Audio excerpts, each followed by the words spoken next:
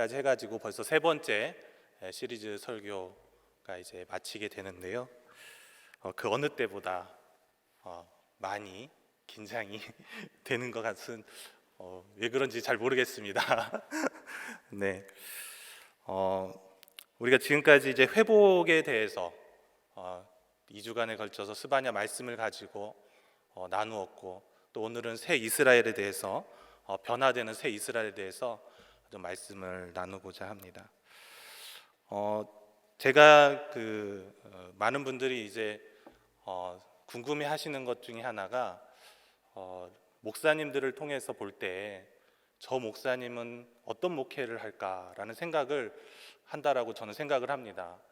그리고 많이 궁금해하실 거라고 또 생각이 들기도 합니다. 각자 목사님들마다 추구하는 목회관이 있고 목회 철학도 있는 것은 분명합니다. 그 목회관과 목회 철학에 따라서 교회의 방향이 결정이 되고 또 교회의 비전이 되기도 하고 또 뭐 그러한 것들이 한국교회에 많이 또 우리가 볼 수 있는 부분 중에 한 부분이라고 생각을 합니다. 그렇다면 저는 어떤 여러 가지 목회는 다양한 것들이 있지만 어떤 목회를 가장 중점적으로 생각하고 그것이 필요하다라고 생각을 하느냐라고 질문을 한다면 저는 단 한 가지 단어로 이렇게 표현을 합니다. 그것은 영성입니다. 특별히 미사오구를 붙여본다면 도심 속에 있는 영성이 필요하다라고 저는 이야기를 하곤 합니다. 제가 어릴 적에 시골에서 자랐어요. 보기와는 다르게 시골 출신입니다. 웃으시는 이유는 원래 시골 출신인 걸 알고 있었다라는 생각이 들기는 하는데 외모를 보면은 그렇진 않거든요. 그래도 되게 도시적인 감수성을 가지고 있는데 진심으로 감사합니다. 아멘이 있었어요. 그런데 시골에서 이제 태어나서 이렇게 자라고 하다 보니까 이 교회에서 가장 필요한 사람이 누구일까라는 생각이 들더라고요, 개인적으로. 그래서 교회에서 정말 꼭 필요한 사람은 누구일까라는 그런 질문을 사실 어릴 때부터 상당히 많이 했었습니다. 새벽 예배를 다니면서도 그 생각을 항상 하게 되고, 또 지금 주님의 교회에서 제가 9년의 시간을 보내면서도 늘 이렇게 새벽 예배를 오고 가고 하면서 교회에서 가장 필요한 사람은 누구일까라는 생각을 해요. 어떤 분은 담임 목사님이 필요하다, 어떤 분은 장로님이 필요하다, 이렇게 생각을 하시는 분도 있을지 모르겠고, 또 어떤 분들은 성도가 중요하다라고 말을 하시는 분도 있을 거라고 생각을 합니다. 저는 다 아니라고 생각을 합니다. 제가 어릴 적부터 생각하고 또 보아왔던 것 중에 한 가지는 교회를 지키고 교회를 세우고 교회를 교회되게 만드는 딱 한 사람, 그 한 사람이 있었는데 그분은 목사님도, 담임 목사님도, 또 부목사님도, 또 그리고 권사님도, 장로님도 아니었어요. 그 사람은 바로 새벽이면 또는 이른 저녁이면 이불을 싸들고 와서 교회 긴 장의자에서 앉아서 애통하며 우는 그런 권사님들이었습니다. 사실 저희 외할머니도 교회에서 그렇게 새벽잠을 청하면서 기도하시던 분이었고, 제가 신학을 하기 전에 저희 어머니도 근 3년의 시간 동안 교회 장의자 뒤에서 조용히 이불을 가지고 기도를 했고, 제가 그 모습을 보면서 내 스스로가 변화해야겠다라는 그런 다짐을 하게 되었고, 또 신학을 결정했던 그런 계기도 되었습니다. 사람이 변할까? 저는 물론 이제 변하지 않는다, 사람은 본질적으로 악하기 때문에 변하지 않는다, 이렇게 생각할 수도 있겠지만 저는 개인적으로 변한다라고 생각을 합니다. 왜냐하면 제가 변했기 때문이에요. 왜 변했느냐? 기도를 해서 말씀을 읽어서 변했느냐? 그렇지 않습니다. 어릴 때부터 보아왔던 할머니, 그리고 외할머니, 또 외할아버지, 계속 기도하러 나가시는 그 모습, 그리고 결정적으로 아마 이 방송을 보고 계실 텐데, 저희 어머니가 그 힘든 상황 가운데서도 3년 동안 하루도 빠짐없이 밤낮으로 성전에서 기도할 때, 그리고 그 기도를 같이 기도해 주시는 그 권사님들을 보면서 제가 결정적으로 회심하게 되는 계기가 됐어요. 그리고 그 뒤로 제가 어머니 손을 붙잡고, 어머니, 저도 내일부터는 새벽 예배를 같이 다니겠다고 그 말을 전하고 난 다음에 저희 어머니가 철야가 아니라 저와 함께 새벽 예배를 다니기 위해서 이제 새벽 예배를 시작을 하셨어요. 그래서 저는 이 피폐해진 도시 속에서, 또는 우리가 영적인 갈급합을 추구해 가야 할 많은 성도들, 그리고 영적인 지도자를 잃어버리고 또 리더가 없는 이 시대 가운데 가장 필요한 한 사람이 있다면, 그리고 교회에 꼭 필요한 사람이 있다면, 저는 개인적으로 기도하는, 우리가 누구나 다 기도를 하지만 그 밤에 이불을 싸들고 와서 기도하는 그 사람, 때로는 권사님일 수도 있고 집사님일 수도 있고 청년일 수도 있지만, 그 사람으로 인하여서 그 교회가 살아나고 변화되고, 그리고 교회는 세워져 간다라고 저는 생각을 합니다. 2013년에 주님의 교회에 부임을 했더랬습니다. 그리고 나서 같이 부임했던 교역자와 함께, 그리고 또 지금은 높은 뜻 정의교회에서 담임 목사님을 하고 계시는 목사님과 함께 사람은 변할까라는 이야기를 처음으로 주님의 교회에서 나누었습니다. 그리고 그 나누고 난 다음에 제가 이런 글을 썼습니다. 좋은 말씀이, 여기서 좋은 말씀이라고 하는 것은 설교를 의미합니다. 좋은 말씀이 사람을 변화시킬 수 있을까? 인생이 변할 수 있다는 것, 그 변화시킬 수 있는 그 강력한 것이 있다면 무엇일까? 자신의 삶을 내어버리는 것은 변화된 삶이 아닐 것이다. 마치 어떤 목적지를 향해서 궤도를 그리고 달려가던 이 커다란 항공기, 혹은 넓은 바다의 배가 그 궤도, 그 목적지를 수정하기 위해서 분명한 목적지에 대한 변화 내지는 운행 자체 상황에서 변화가 발생해야 할 것이다.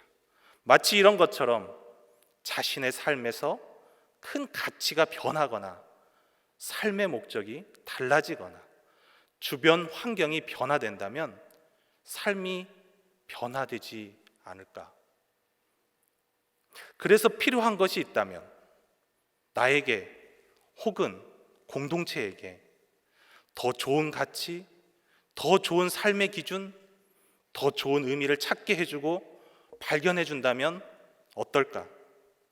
만약 그렇게 된다면 변화된 삶, 혹은 변화를 추구하는 삶이 될 수 있지는 않을까?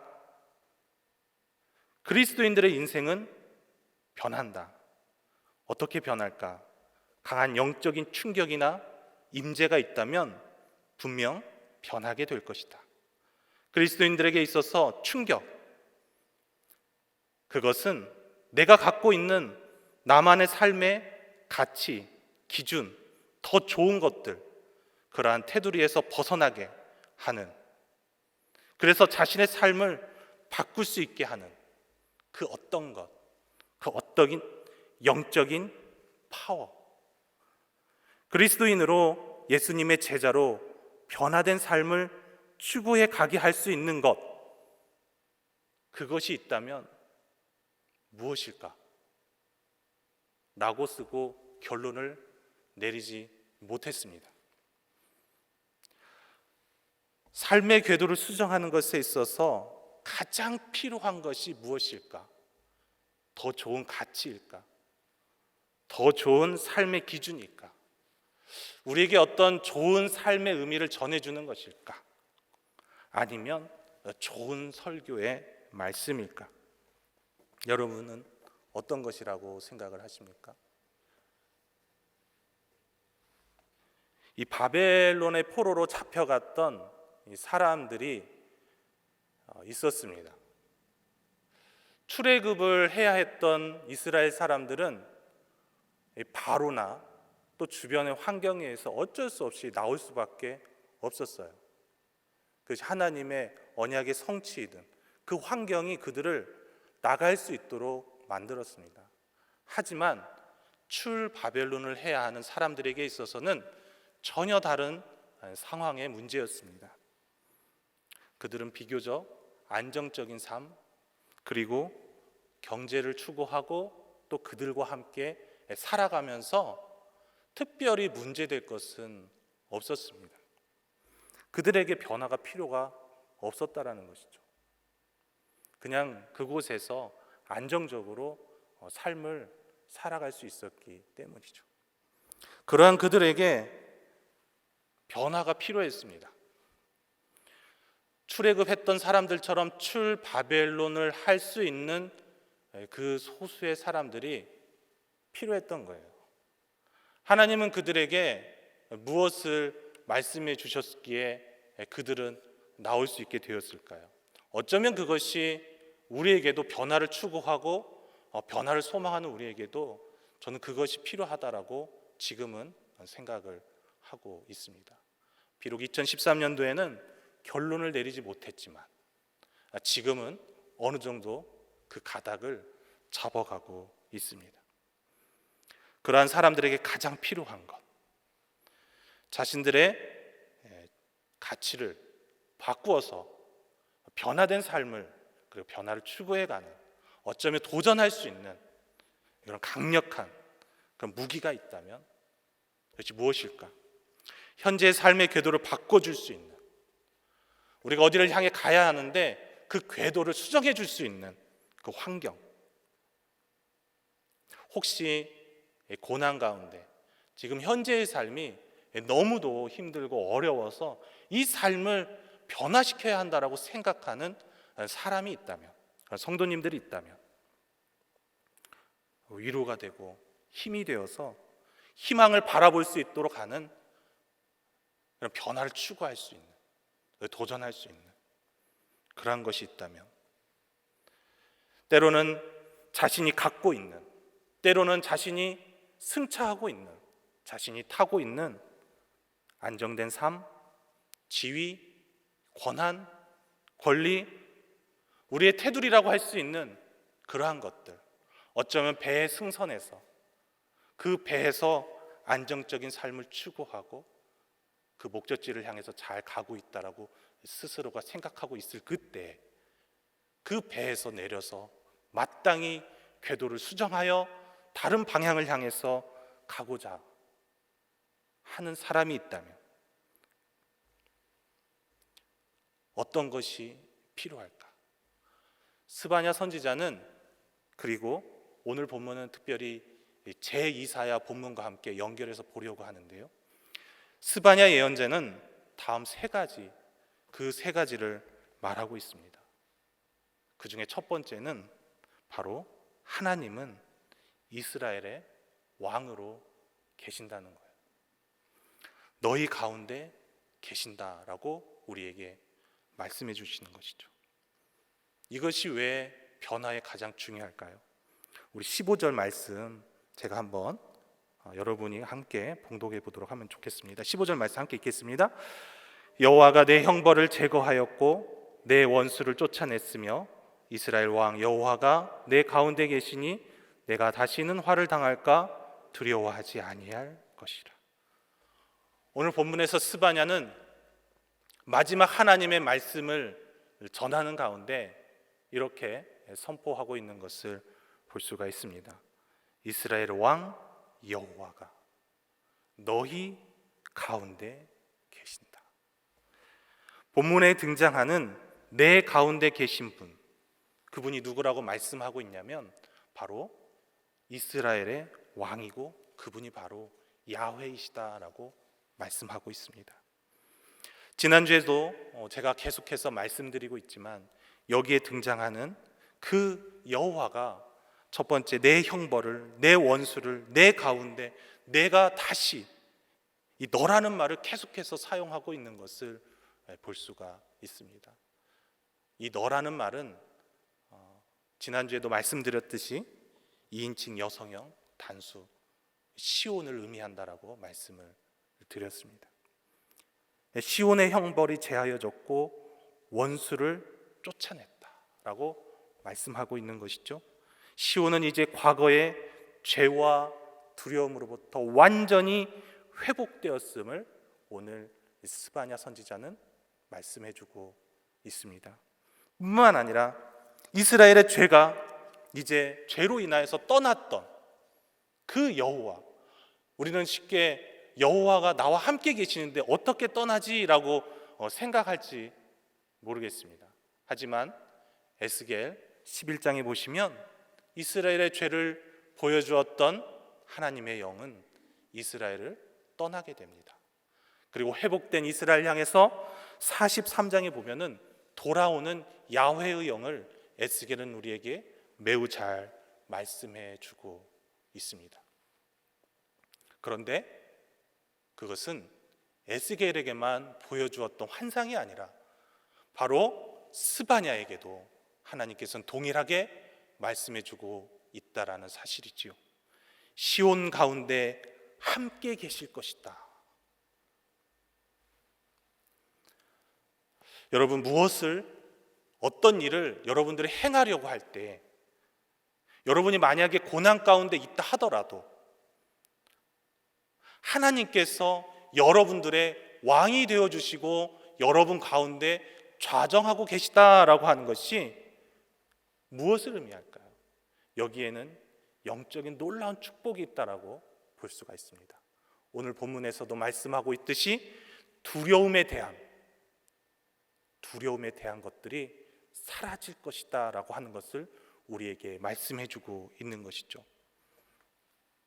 시편 23편에 보시면 사망의 음침한 골짜기로 다닐지라도 해를 두려워하지 않을 것은 왜 그럴까요? 주께서 나와 함께 하시기 때문이다라고 다윗은 고백합니다. 다윗이 그 수많은 어려움과 고난의 환경 가운데서 그가 이겨낼 수 있었던 유일한 길은 바로 그가 탁월한 전술과 싸움꾼 지혜자였기 때문이 아니라 바로 하나님께서 여호와가 다윗과 함께 했기 때문입니다. 요셉은 어떻습니까? 바로 하나님이 함께 하심으로 형통했다라고 성경은 우리에게 말씀해 주고 있습니다. 하나님이 함께 계시다는 것, 그것은 곧 두려움이 사라지는 것을 의미합니다. 저도 주님의 교회에서 주님에게 부임해서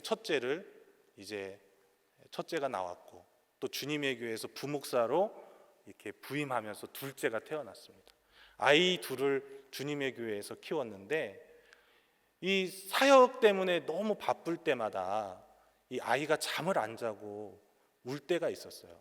그 다음날 스케줄이 있고 또 새벽 일찍 나가야 되는 그런 환경 가운데서 밥도 주고 기저귀도 채워주고 다 했는데도 아이가 울 때 여러분들은 어떻게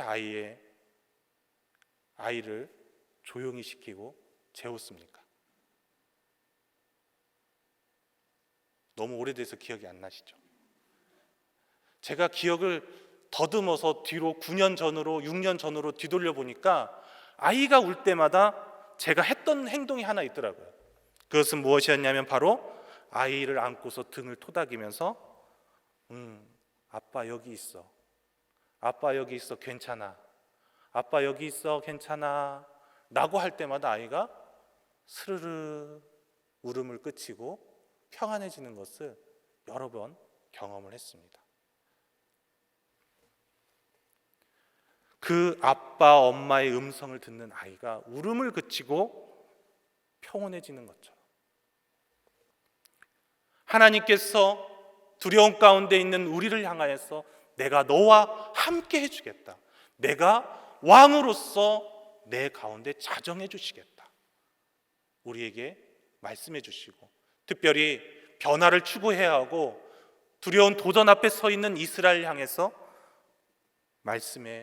하나님은 말씀해 주고 있습니다. 마치 버려진 것 같고 하나님이 더 이상 나와 함께 하지 않고 나를 보호해 주지 않는 그러한 생각 가운데 있는 그들을 향해서 하나님은 그들을 향해서 내가 너와 함께 하고 있고 너를 버리지 않았다라고 우리에게 말씀해 주고 있는 것이죠. 스바냐에게만 말씀한 것이 아니라 사실 이사야 선지자에게도 하나님은 끊임없이 말씀해 주셨습니다. 이사야 49장에 보시면은 이러한 말씀이 있습니다. 오직 시온이 이르기를 여호와께서 나를 버리시며 주께서 나를 잊으셨다 하였거니와 여인이 어찌 그 젖먹는 자식을 잊겠으며 자기 태에서 난 아들을 긍휼히 여기지 않겠느냐. 그들은 혹시 잊을지라도 나는 너를 잊지 아니할 것이라. 제2 이사야 바벨론 포로에서 돌아와야만 하는 이스라엘 백성 그들을 향해서 하나님은 나는 너를 잊지 아니하였다 라고 말씀합니다. 그러면 그 앞에 하나님은 이스라엘 백성에게 무엇이라고 먼저 선포를 했을까요? 이사야 42장 1절에서 3절인데요 1절에 보시면 내가 붙드는 나의 종 내 마음에 기뻐하는 자 곧 내가 택한 사람을 보라. 내가 나의 영을 그에게 주었은즉 그가 이방에 정의를 베푸리라. 그는 외치지 아니하며 목소리를 높이지 아니하며 그 소리를 거리에 들리게 하지 아니하며. 우리 3절 말씀 함께 봉독해 볼까요? 상한 갈대를 꺾지 아니하며 꺼져가는 등불을 끄지 아니하고 진실로 정의를 시행할 것이며. 제가 가장 좋아하는 말씀입니다. 하나님께서는 두려움에 떨고 있는 그들을 향해서 내가 너와 함께 할 것이고 내가 너와 동행해 주겠다 말씀하시면서 나 여호와는 상한 갈대를 꺾지 아니하며 꺼져가는 등불을 끄지 아니하는 여호와다라고 이스라엘 백성에게 돌아와야만 하는 그들을 향해서 선포하고 있는 것입니다. 내가 너의 보호자이다. 내가 너와 함께 할 것이다. 나는 상한 갈대를 꺾는 그런 신이 아니다. 그 여호와께서 함께 해주겠노라고 말씀하고 있는 것이죠. 너의 아픔을 내가 이제 나눌 것이고 너의 슬픔을 내가 들을 것이고 그리고 내가 너와 함께 기뻐할 것이다. 하나님께서 함께 해주시겠다 라고 말씀하는 것이죠. 사랑하는 성도 여러분, 여러분이 어떤 환경, 어떠한 상황 가운데서 변화를 추구하고 또 그 변화를 꿈꾸고 있다면 하나님께서 그 사람과 함께하고 있음을 꼭 기억하며 또한 나와 함께하고 있는 그 여호와를 온몸으로 만끽하면서 기쁨 가운데 그 일을 행하시는 우리 귀한 주님의 교회의 성도 여러분들 되시기를 간절히 소망합니다. 또한 그 하나님께서 이 세상을 살아갈 때 두려워하지 않도록 함께해 주시며 두려워하지 않도록 해 주실 뿐만 아니라 이제 그 하나님께서 뭐라고 말씀하시는가? 내가 너를 사랑한다라고 말씀해 주셔요. 그래서 우리가 두 번째 기억해야 할 것이 있다면 하나님은 구원의 용사로 구원의 근거이신 여호와께서 조용히 잠잠히 사랑하신다라고 우리에게 말씀합니다. 17절 말씀입니다. 같이 한번 봉독하도록 하겠습니다. 너의 하나님 여호와가 너희 가운데에 계시니 그는 구원을 베푸실 전능자이시라. 그가 너로 말미암아 기쁨을 이기지 못하시며 너를 잠잠히 사랑하시며 너로 말미암아 즐거이 부르며 기뻐하시리라 하리라. 우리 17절 본문을 다시 한번 나누어서 천천히 읽어보면 이렇게 번역을 해볼 수가 있습니다. 주 너의 하나님 승리의 용사 전능자가 내 한가운데 계신다. 그분께서 너로 말미암아 너 때문에 너로 인하여 기뻐하며 즐거워하신다. 너를 잠잠히 조용히 알 수 없는 그 조용함 가운데서 너를 사랑해 주신다. 그리고 너 때문에 즐거워하고 환호성을 지르며 기뻐하신다. 이 본문에 등장하는 이 전능자는 이 승리의 용사를 의미합니다. 하나님께서 우리에게 구원의 용사, 승리의 용사가 되어주신다라고 말씀하는 것이죠. 뿐만 아니라 하나님께서 잠잠히 조용한 가운데서 우리가 알 수 없는 상황 가운데서 나를, 우리를, 너희를 사랑한다라고 말씀합니다. 잠잠히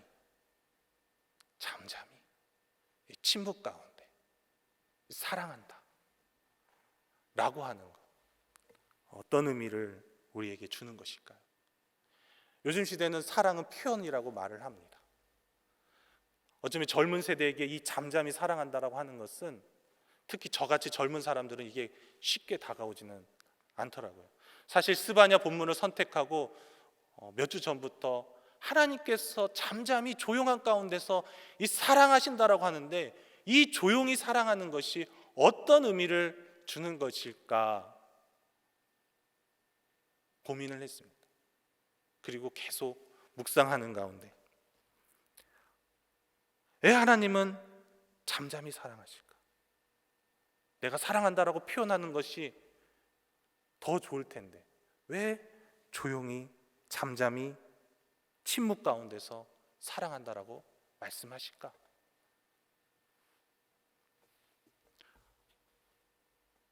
저는 세 가지로 정리를 해보았습니다.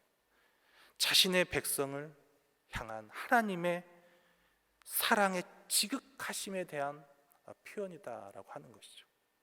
또한 두 번째는 하나님이 자신의 백성을 사랑하는 극도의 조심성, 성숙한 백성에 대한 사랑, 즉 인격적 사랑의 결정체, 그것을 표현한 것이다. 그리고 마지막 세 번째는 인격적 아버지의 사랑의 모습이다 라고 결론을 내리게 되었습니다. 물론 사랑의 크고 작음에 대한 저울질은 할 수 없다라고 생각을 합니다. 하지만 새롭게 변화된 새 이스라엘, 그 하나님의 그 사랑은 이제 잠잠히 사랑하시는 가운데서 행해지게 될 것입니다. 그러면 어떠한 영적인 변화가 일어나게 될까요? 하나님께서 정말 지극정성을 다하여서 나를 사랑해 주시고 나를 안아주시고 보이지 않는 데서도 나를 끌어안아 주시며 사랑한다라고 고백하시는 그 하나님, 그 하나님께서 나를 사랑하실 때 우리에게는 어떠한 영적인 변화가 찾아오게 될까요? 이사야 63장 16절입니다. 주는 우리 아버지시라. 아브라함은 우리를 모르고 이스라엘은 우리를 인정하지 아니할지라도 여호와여 주는 우리의 아버지시라. 옛날부터 주의 이름을 우리의 구속자라 하셨거늘.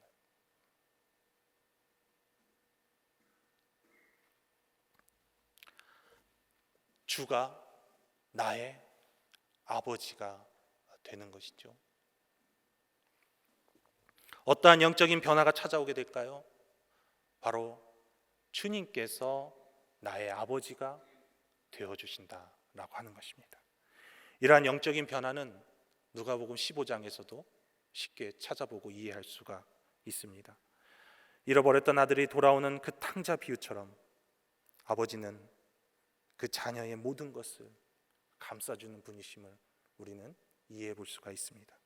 마치 그런 영적인 관계가 하나님과 나와의 관계로 변하게 된다라고 하는 것이죠.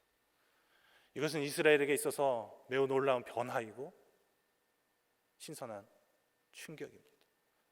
그 전까지 이스라엘은 신은 나와의 주종 관계를 통하여서 나를 다스리고 나를 인도하는 분이라고 생각을 했습니다.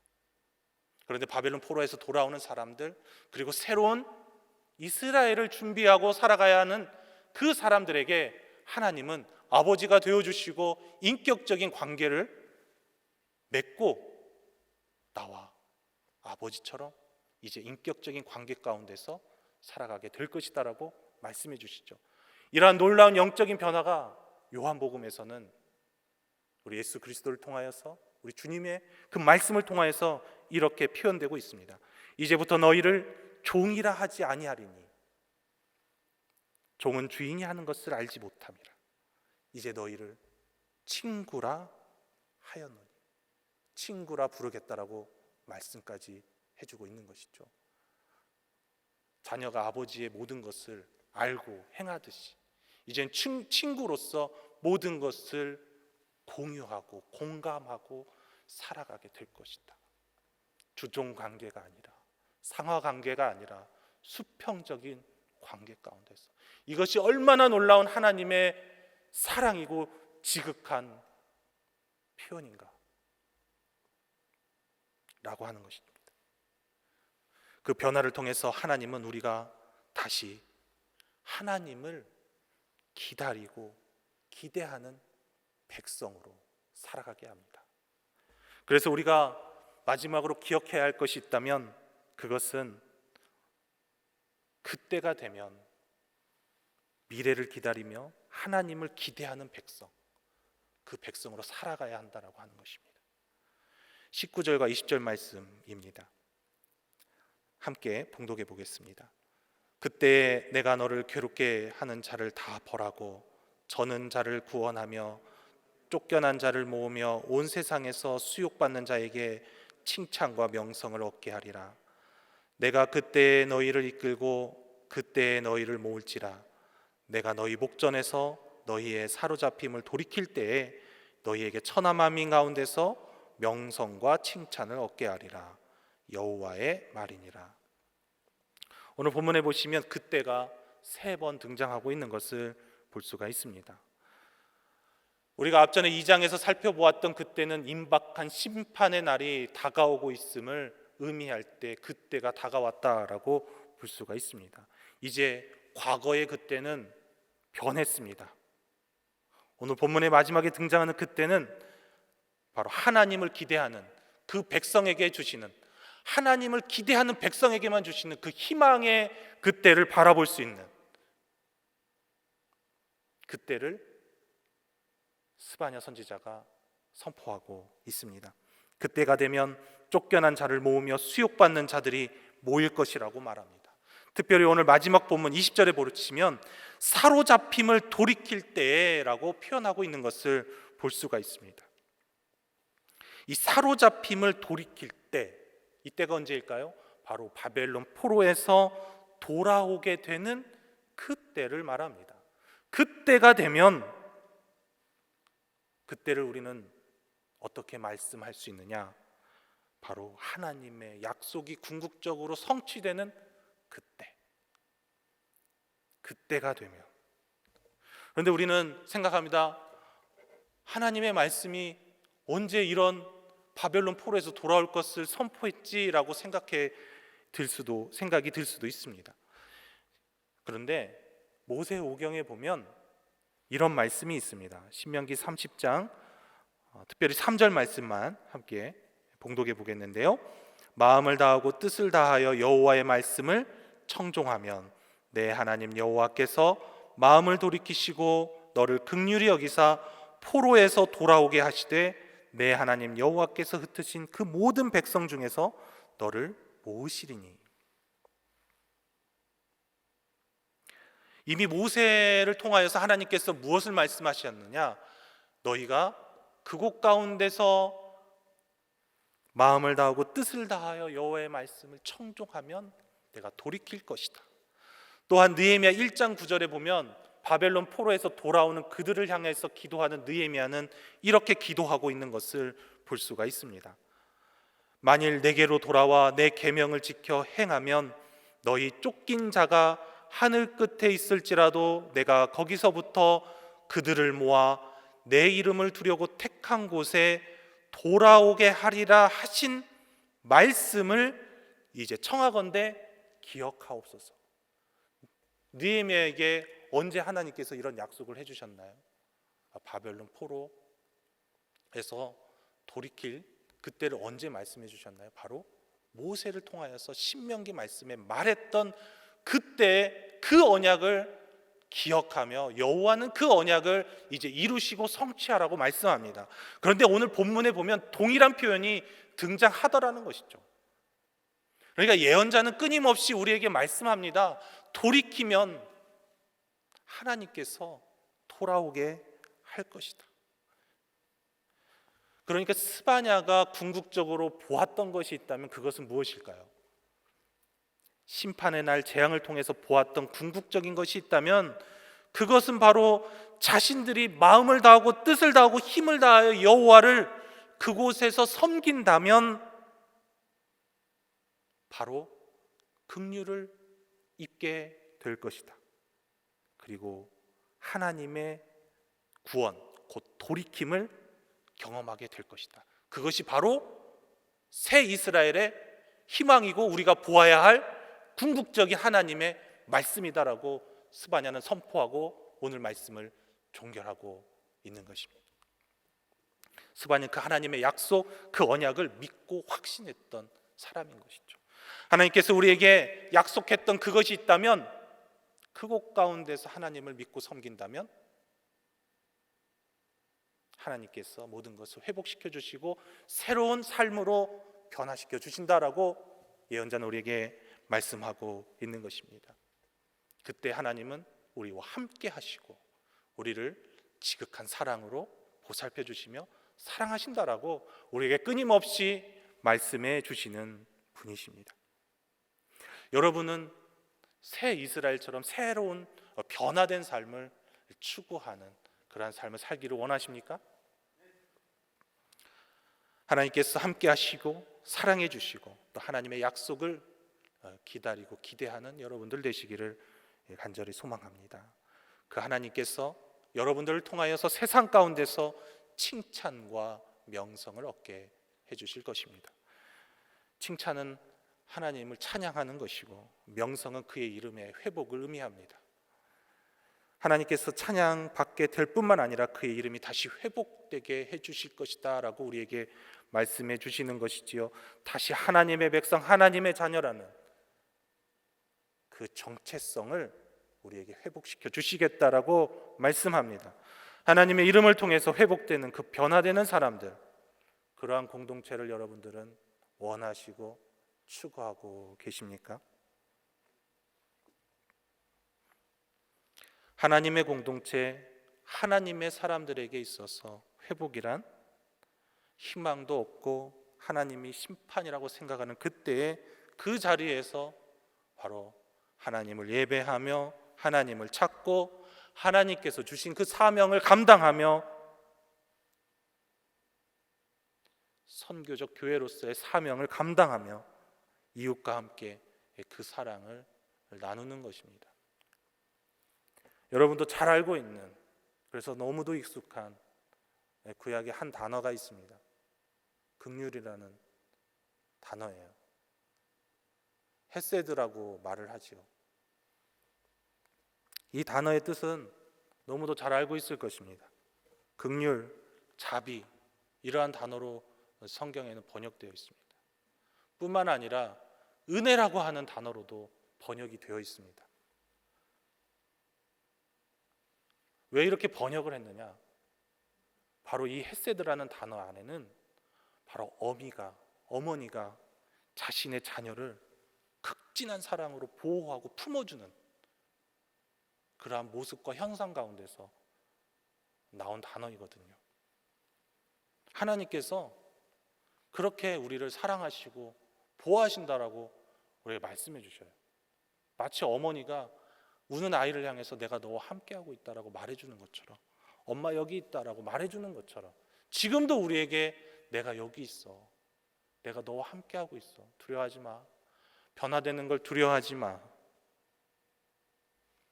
그렇게 말씀해 주고 계세요.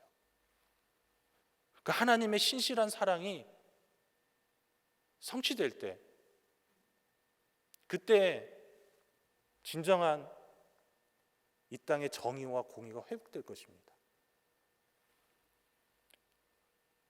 그래서 우리가 추구해야 할 공동체의 가장 중요한 가치가 있다면 저는 그것은 기도 다음에 긍휼의 공동체라고 생각을 합니다. 이 땅의 교회가 회복해야 될 가장 중요한 가치는 예배가 회복되고 선교가 회복되고 다 중요하지만 바로 어머니의 사랑을 다시 생각해 보면서 다시 어머니의 사랑을 나눠줄 수 있는 그 긍휼의 헤세드의 공동체를 다시 우리가 일구어 가는 것이라고 생각을 해요. 그것은 한 사람의 노력으로 이루어지는 것이 아니고 기도를 통하여서 이루어지게 될 것입니다. 우리에게 여러 가지 삶의 울타리가 있을 거라고 여러분들은 생각하시고, 또 나의 삶의 울타리를 바꾸기에는 아직은 아니다라고 생각하시는 분도 계실 것이고, 어쩌면 내 자녀가 나의 삶의 울타리라고 생각하는 분도 계실 것이고, 나의 삶의 직장이, 때로는 신앙관이, 신념이 여러분의 삶의 울타리라고 생각하시는 분도 계실 거예요. 하지만 한 번쯤은 여러분이 그렇게 생각하고 있는 그 보트에서, 그 배에서 내려와서 진정으로 내가 긍휼을 행하고 긍휼을 실천하고 있는 사람인지, 그리고 그것을 위해서 달려가고 있는지 돌아봤으면 좋겠습니다. 그리고 끊임없이 기도하며 주님의 교회가 더 주님의 교회된 교회가 될 수 있도록 노력해 주시는 이런 귀한 주님의 교회 성도님들 되시기를 간절히 소망합니다. 그때 하나님께서 여러분들과 끝까지 함께해 주실 것입니다. 기도하겠습니다.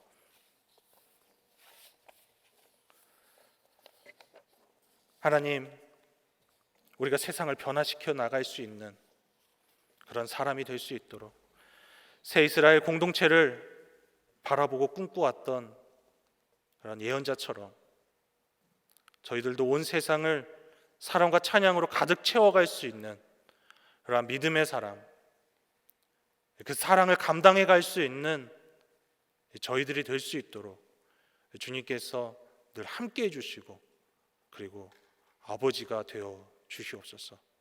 그 사랑으로 그 사랑을 늘 생각하며 늘 저희들의 마음을 새롭게 하여 주셔서 변화의 그 사명을 감당해 갈 수 있도록 주님께서 도와주시옵소서. 이 모든 우리 구주 되신 예수님의 이름으로 기도합니다. 아멘.